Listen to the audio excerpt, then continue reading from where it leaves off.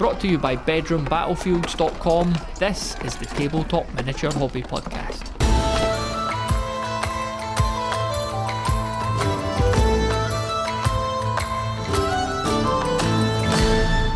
On this episode of the Tabletop Miniature Hobby Podcast, a brilliant chat with Ryan, aka Don Juan Don from our Discord community. We cover a wide range of topics, including collaborative solo play campaigns, 3D printing, and the importance of doing physical, tangible, and analogue hobbies in a world filled with increasing amounts of digital entertainment. This was our second attempt at having this conversation. We were let down by the recording software a few months prior, so if you hear any references to our previous chat, that's why. Anyway, let's crack on. I started off by asking Ryan what's on his painting table right now. I'm probably not the only one who's a bit of a, butterfly when it comes to what's on my painting table, but lately it's been a lot of Armada, Mantic's Armada. So there's something about those ships that just make them such a dream to paint.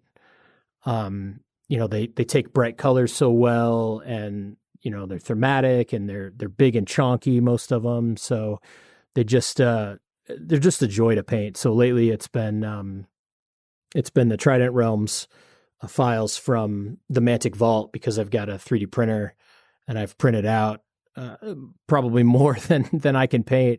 I'll have to enlist someone to help me finish them up. But that's what's been on my table lately.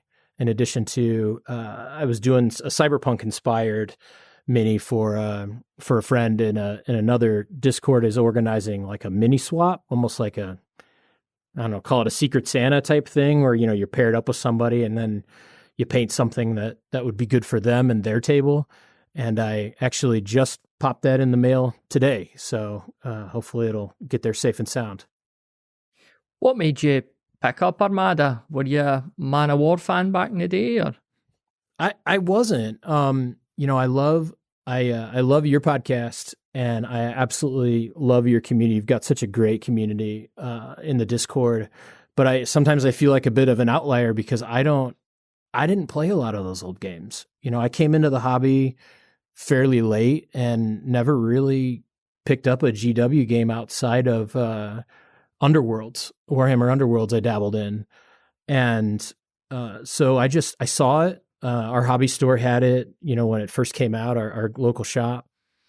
And I got a few ships from them and just kind of fell in love with painting it. And I got it to the table a couple times with my son and with a friend of mine. We don't have a big scene in my area who play it regularly. So it's just been kind of kitchen table games. And then once the vault, once they started putting the files on the Mantic Vault, it was the path was pretty clear that the printer was going to be spitting them out and I was going to be painting them. So, what do you like about the Armada rules? I think the rules are fine. I think they're good. I like, I like rolling a lot of dice. Feels good. I like the way the ships move with the way I played a lot of X-Wing. So, ships with, or models with limited or prescribed movement, I don't know, kind of call to me a little bit. I've also played the Star Wars Armada game. And so I really enjoyed the movement. And honestly, I'm not sure how much you've played of Armada, but it looks really gorgeous on the table. If you get a board set up with a couple fleets and, set of 3D printed islands and sandbars and everything, it's just a really immersive game to see on the table, I think. So that's probably the biggest draw, but the rules would definitely be the movement, I think. We're talking rules specifically. You talked about coming into the hobby not through maybe what would be the sort of traditional route that we hear on this show. So talk to us a wee bit about your hobby origins. Yeah. I guess I misspoke a bit, because if you consider HeroQuest, I'm going to give you the standard HeroQuest kid response. But for a guy my age, I think that's not an uncommon way to come in. But a buddy of mine, when we were really little, had a copy of HeroQuest, and his brother ran it for, put in air quotes for us. And I just really, really enjoyed it. It was a great time.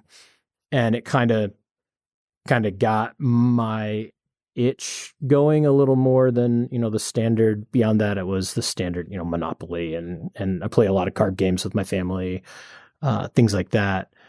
And he also had a copy of Battle Masters, so I can add that one. I guess I can chalk that one up to the list, even though that was 30 odd some years ago. But that was kind of how I would say I started. And then when I got to middle school, I had a couple friends who were starting to play Magic. So I played, I wouldn't say a lot of Magic by today's standards, but, for a middle schooler, it was probably a lot. Back in the Ice Age days, that'll date me. And, played Magic, and then it kind of just went on hiatus for quite a while. Honestly, probably until college is when I had stumbled across a local game store in my town, in our college town, and just, was in there kind of poking my head around and chatting up the folks that work there. And they recommended, a couple games, and I ended up picking up Carcassonne. And that, I think, was, the entry into what you might call designer board games. Kind of started that spiral, right? That's what really, really ignited, my enjoyment, my love for the hobby. So, a lot of board games that time, I found BGG, and the Dice Tower, and spent probably way too much time and money thinking or acquiring or playing board games. And then that continued. And then I can, I guess my first step into, what you might consider, wargaming proper, or more hobby wargaming versus board gaming, was a friend of mine whom I had known since, oh my goodness, probably elementary school, had reached out. We had played some board games, had reached out and said he was getting into Hordes, because Hordes was releasing, the War Machine sister game. And I picked up a Legion of Everblight starter box, and we kind of dove into that, and that's what really kind of started me down the path of, hobby war games. So you could say that was probably my entry point for, what I'm doing now. Other than Armada, what games are you really keen on? So I still really enjoy X-Wing, rest in peace. But I still think it's a great game. I think it's a great system. I enjoy, just pushing Star Wars ships around the table. And then otherwise, I've been kind of dabbling in smaller games. It's been a lot of solo games. So games like 5 Parsecs has spent a lot of time on my table. And then there are a handful of really small games, Cyberforge, the minis, the artists have come out with a game called Grid Runner, which is played on a grid. And then similar to that, there's a game called Koroi, which is a downloadable game. That's incredibly fun. I think we were chatting about that on the Discord a while back.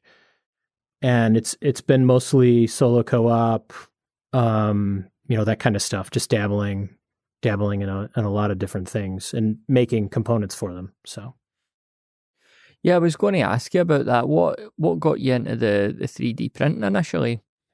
So the 3D printing, the construction piece of it, I started years ago with an old Ender 3. I got into it just because I'm an engineer by trade, and I just enjoy tinkering and mechanical things, and I picked it up.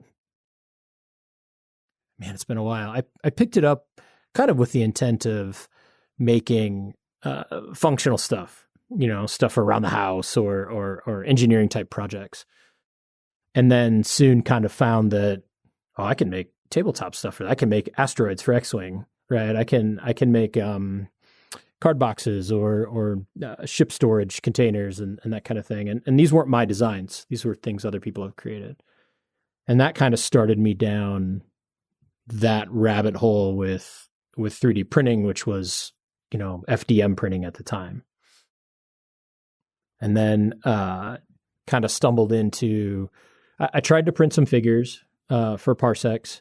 I'm not sure how familiar you are with 3D printing, but FDM printing, the filament-based printing, you can print figures with it, but it's not, it's not designed for that, especially when you're comparing it to things you might buy at the store, right? So that's where kind of the resin, that's when I started looking into resin more seriously, because I wanted to do more minis rather than just terrain pieces.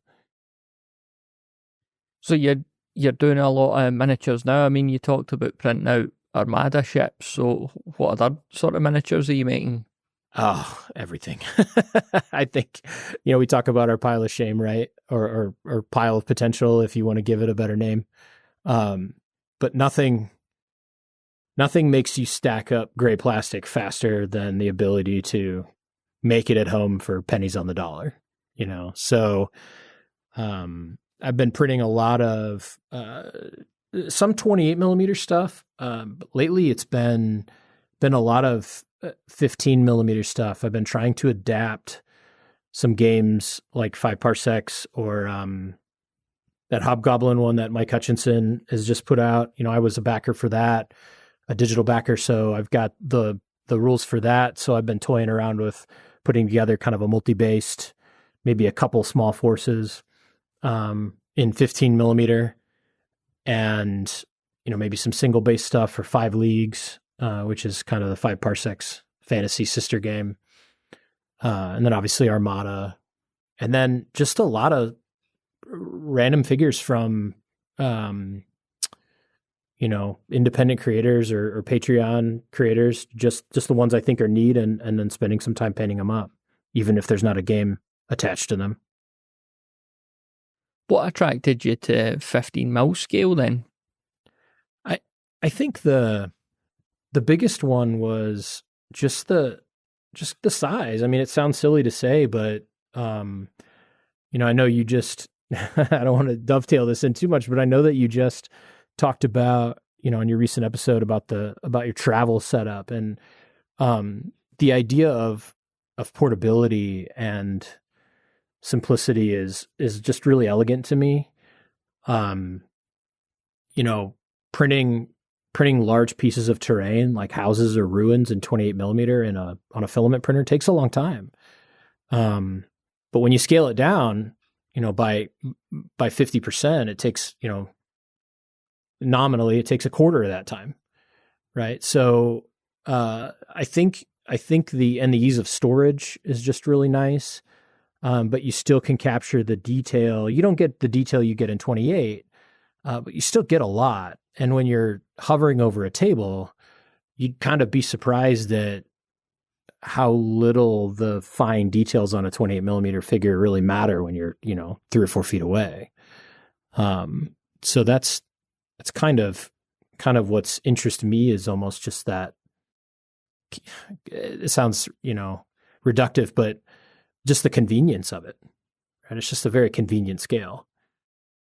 Yeah, definitely. I mean, that's definitely what attracted me to it initially, and now that I'm building these armies, the sort of rank and file armies, rank and flank armies, just seems like a perfect size for them. The footprint of the units as well. So, what was that you saying that you've got Hobgoblin as well? So you're going to be playing that at 15 mil? Yeah, I think so. Well, I'm gonna be constructing a few forces in 15 mil. Let's be honest. I don't feel like I get to play as much as I would like to nowadays, but I'd like to get it to the table. That is a goal.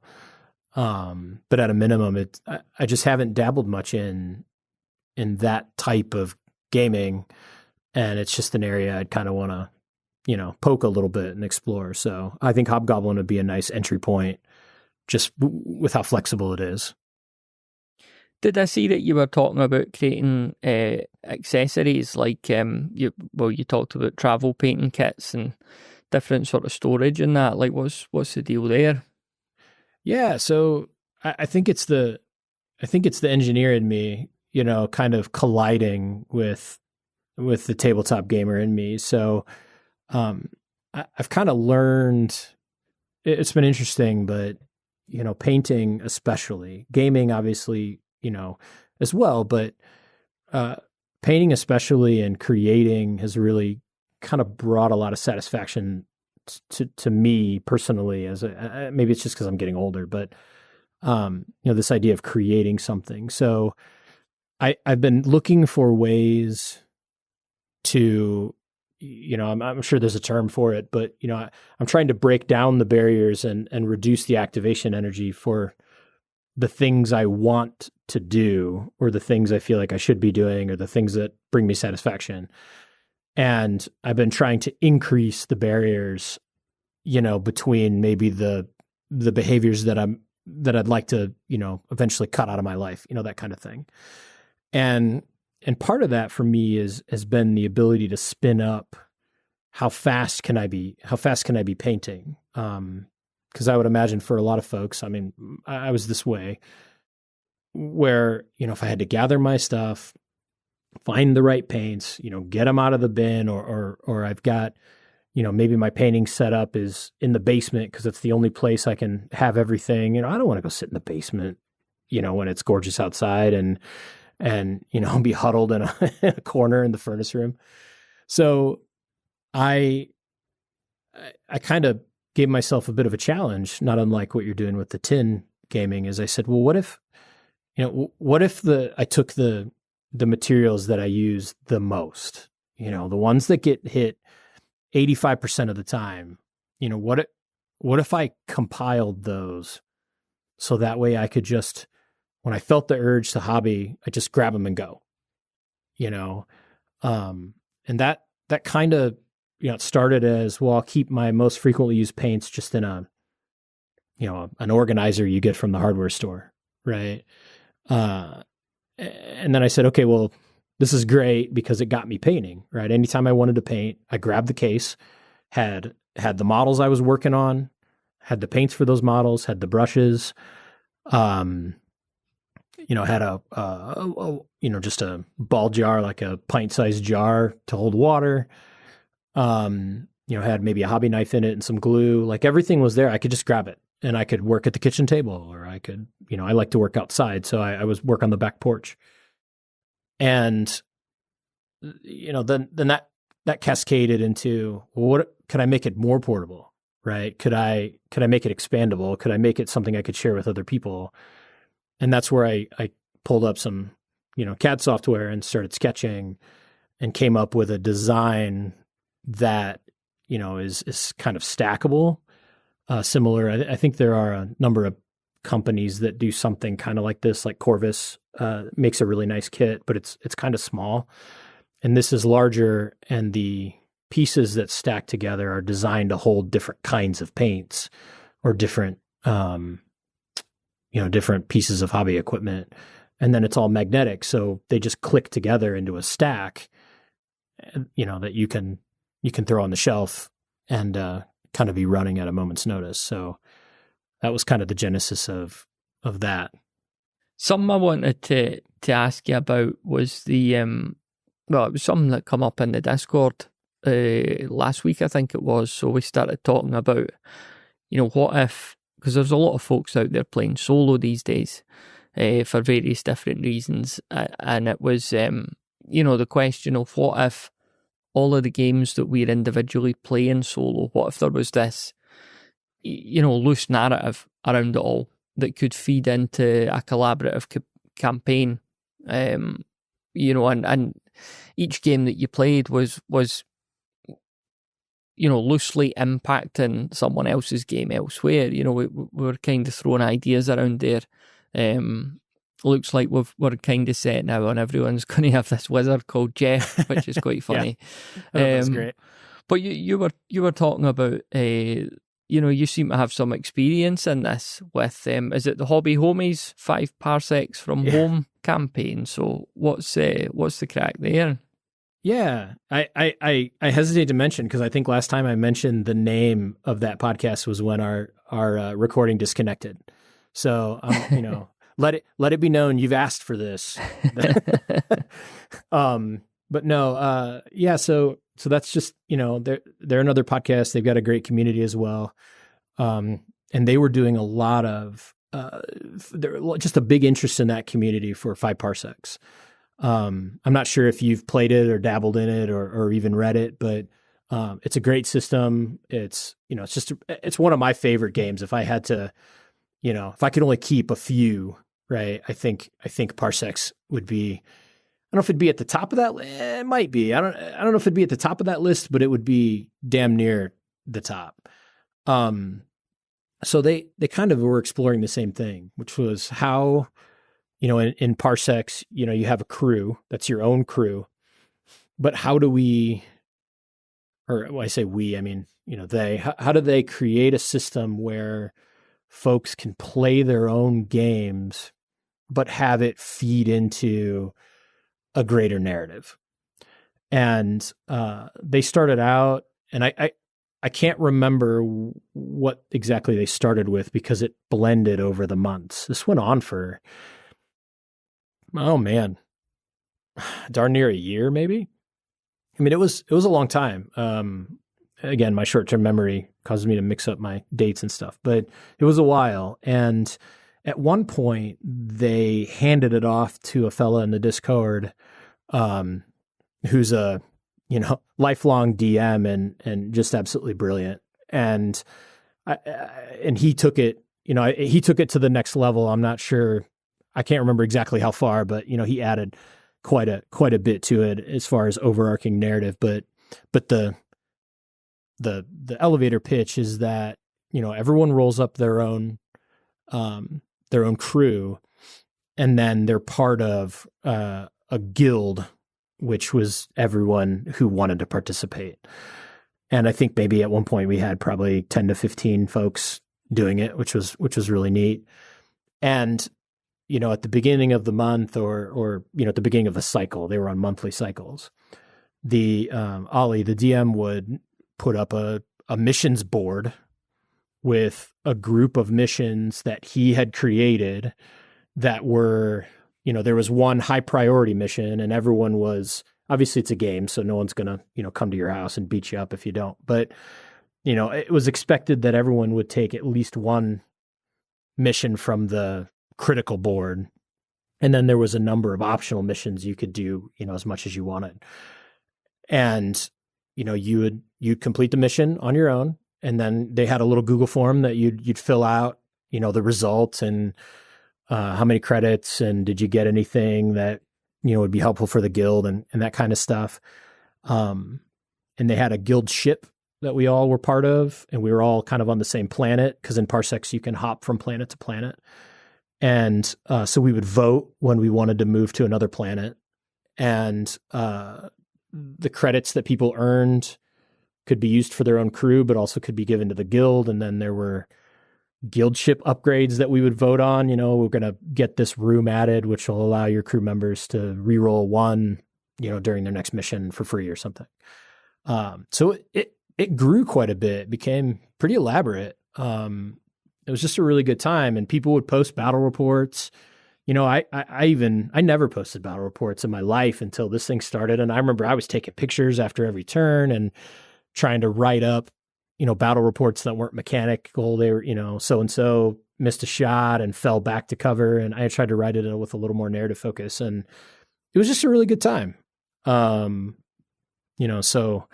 I think, as you continue to explore this Jeffiverse thing, I saw the file. I think I'm gonna print one out for myself as well if it's not too late. But if done right, I think you guys could really have something fun here that's memorable for a lot of folks. Because I know the Parsecs campaign was probably one of my highlights in gaming in the last decade, 5 to 10 years. It was just a very really enjoyable thing. Yeah, based on what you're saying about how it worked there, it does sound brilliant. Obviously these things will have a lot of challenges, but you know, it must have been pretty cohesive to go on for that length of time. What kind of brought it to a close, if you're aware? I don't really know. I know, I guess I can speak to the things I would assume, right, or not. Is we had some people just due to life, kind of falling off and not being able to contribute like they could. It was, I'm pretty sure it was a lot of work for Ollie, who was DMing it, right? I mean, we had political coups, on planets where, when certain missions would get completed, it would overthrow a section of, the local government, and then we voted on how we wanted to handle it. And I mean, he was legitimately DMing this thing. And I think that probably, he was doing all the Google Forms, and I'm sure people, I'm guilty of it 1 or 2 months at least, where they're turning in their Google Forms 4 hours before the deadline. So I think it was just a lot of work for him. I think people were incredibly grateful. I know I was, just incredibly grateful for the effort that was put in and that kind of thing. But I'm guessing that probably impacted it as well. Maybe a combination of life and just the ask for one person. I think if you wanted to continue it, you'd have to come up with, maybe a little more, expand on the way, I won't say logistics, right? But the administration piece of it, you'd really have to think through. I think they did a great job, but it, definitely, I would imagine as more people came on board, it probably stressed the system. Yeah, I mean, it does sound like the more tighter and more cohesive it is, the more work it is, at least for, one person minimum. The idea we've kind of got so far for Jeff, the wizard, is, it seems pretty loose. The concept is that this guy, there's a few different reasons why he's kind of hopping through time and space, just popping up in different places, looking a little bit different each time, because we're all going to have different painted versions of him. But quite a hapless character. We've started batting around ideas for a failed spell table, stuff like his beard catching fire. He accidentally brings a house to life and it attacks him. So funny stuff, silly stuff that won't be over the top and won't dominate the game, but now and then there'll be the opportunity for something ridiculous and thematic to happen. So how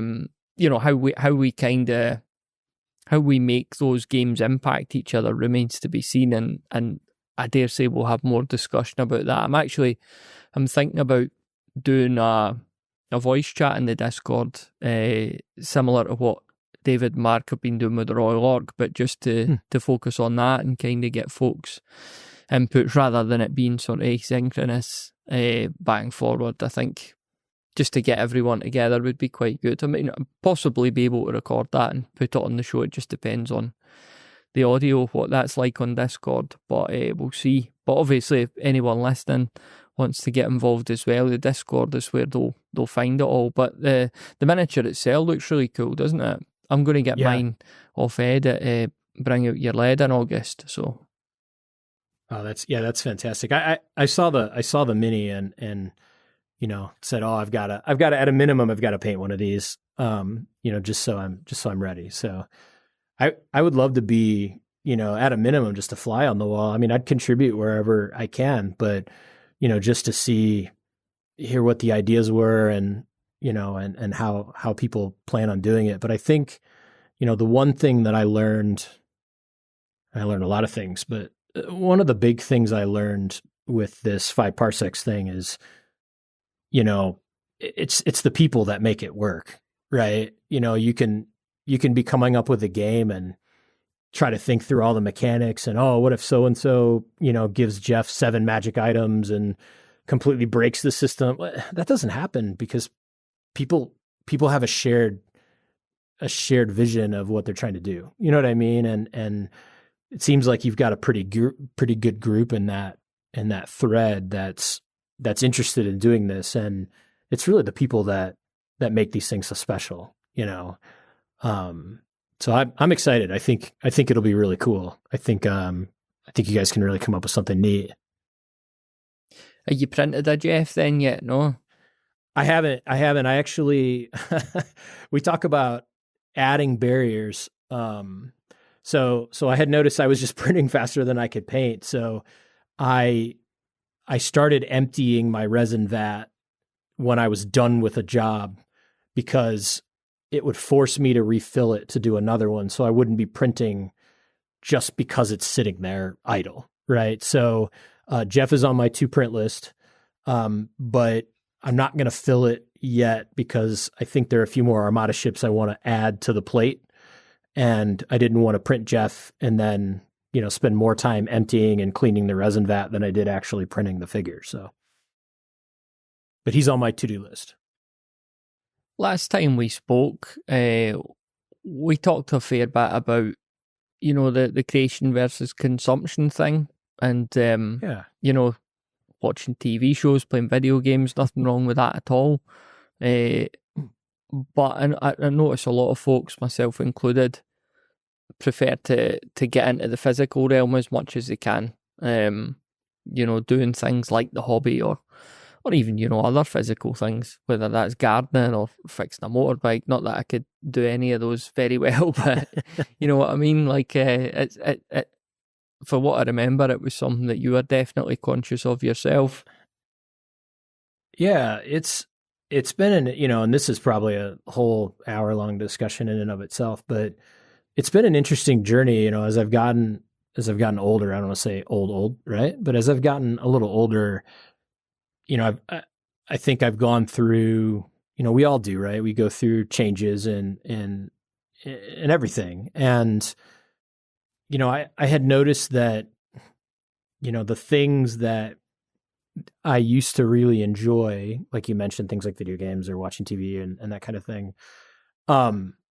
weren't bringing me the satisfaction that they used to, right? It doesn't mean they were bad. They were enjoyable in the moment, but they just didn't, I'd shut off my PlayStation after a night of, playing The Last of Us or something by myself. And I think it was different when I would play with friends because it was a social experience. But, I'd sit down and play a single player game or a role playing game or something that on the PlayStation that I really enjoyed, and I enjoyed it in the moment. And then when I'd stop, I'd kind of, I don't know, it felt like I was in a funk, like it wasn't explicit. Like, what the hell did I just do? It was just I don't know, just something fell off. And, I kind of went through that for a while, and it kind of descended almost like I don't want to get too deep into mental health here, but like kind of a general malaise, right? Just where I felt like the things I was doing weren't driving me like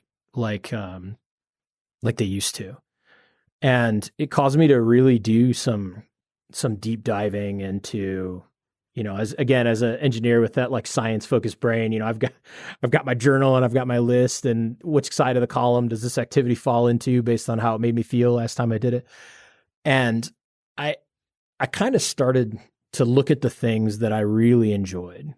And at the time, I was my youngest son. I had just started coaching his soccer team, just with a rec league here, and with another buddy of mine. And sure, parts of that were a pain in the ass. Like, you got bad parents and, people calling you and complaining and why isn't Johnny on the field more and, all that kind of stuff. But all in all, the kids were great. And it was just I was sharing something, and I was teaching something. And I don't know, I just got a lot out of that. And I looked at, I do not as much as I used to, but, I still do some woodworking and repairing things around the house. And even though sometimes those tasks feel like painful in the moment, I just felt really good after I was done with them.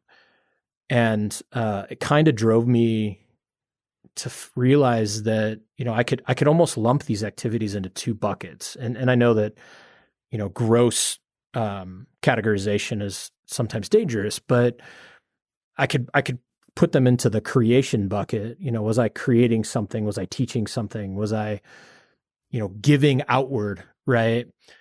Or was I consuming? right? Was this a consumption-based activity where the world was coming into me versus a creation-based activity where I felt like I was turning outward to the rest of the world? And I know that sounds really weird and philosophical and, kind of out there, but I'll tell you what, like that was the theme, and that's when I really kind of dove into, art and sketching and, I used to love to draw, and I'm not great at it, but, I love sketching and miniature painting. And, then that became, digital sculpting, and just activities where I felt like I was building something or creating something or making something that wasn't previously there. Right. If that makes any sense. Mm-hmm. Hopefully this isn't, you're not just rolling your eyes at the crazy guy on the other end of the phone here, but that's true, man. That's how it felt. Yeah, definitely. Do you ever paint or that sort of late at night and notice how that impacts how you wind down and sleep? Oh, 100%. 100%. My sleep gets better. I remember looking at, my Fitbit one time, and it wasn't a stressful day or anything, it was just a normal day. And I was in the middle of painting, and I was definitely, when you hit it, when you're in that flow state where, time kind of slows down and the rest of the world kind of goes quiet and monochrome, and like you are just, it's you and what you're doing. Right. And it's just I just love that, I'm like addicted to that feeling. And I remember doing that and then finishing, and I had turned the model in a way that my Fitbit was kind of like exposed to my vision. And I looked down, and my heart rate had dropped like 10 beats per minute. Mm-hmm. You know what I mean? It was weird. And sure enough, it's just, you got controlled breathing, and you're just very focused, and any of those outside stressors just kind of melted away, at least for the time being. Yeah, I mean, we talked on our last conversation about a couple of books, obviously Zen and the Art of Motorcycle Maintenance, very philosophical book, but just a really, really good read. I've read it a couple of times. And then another book I pointed you to, Shopcraft for Soulcraft. I get the name wrong all the time. Shop Class for Soulcraft. That's it. Was the book, if I remember right. But you said you weren't keen on that one. Was it just the sort of writing style? I think you said. Yeah. I really enjoyed the the elevator pitch of it, and call it the back of the book, right? And I enjoyed the message that the author was trying to convey as far as this lost art of working with our hands, right? And how everything has moved. Not everything, but many things have moved away from that. The way the author wrote, it was just a little wordy for me. I couldn't, it's like a great set of lyrics with a bad singer. I just couldn't, Caius. I couldn't, I feel bad, but I just couldn't, it's like, had somebody else rewritten this, it would have been, just a top book for me. Cause the message that was being conveyed, I think was something that really resonated with me, right?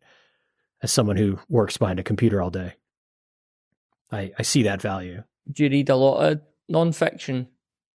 It depends. I'm in a monthly book club. We bounce around between fiction and nonfiction. I have been delinquent in the last few. So we actually have we have a call tonight to discuss the latest book, and I did not finish it, so I'm sure I'm going to get an earful about that. But honestly, I enjoy reading, but lately most of the things I've been reading have been, tabletop focused, or I've been painting. It's just my reading goes in and out.